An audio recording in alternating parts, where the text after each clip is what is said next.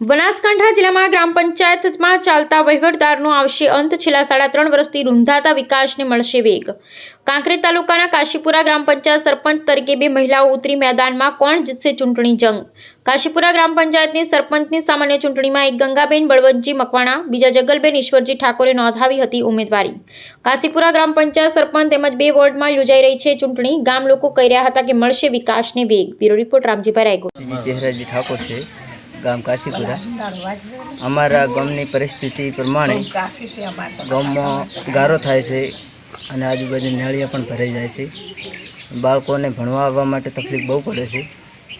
એટલે અમારે એવી દરખાસ્ત કરવી છે કે અમારા ગામના જે સરપંચ કોઈ બી જે સરપંચ આવે, 2 ઉમેદવાર ઉભા રહેલા છે, એમાં જે સરપંચ કામ કરશે એમને વિજય બનાવશે। જે કામ કરશે એ અમારા માટે સારામાં સારું અને જે કામ કરે એને અમે ભલું ચાહીશું।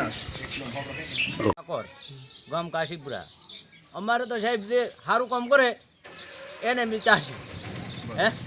ગામમાં ગારો ખૂબ થાય છે, પીવાનું પાણી કુદાડું ના નેઠું ધોવે, આ છોકરા ભણાવવા આવે અને મધ્ય ભોજનનું સારી રીતે ખવડાવવું પીવડાવવું પડે, આ રહ્યું અમારે ધોવે।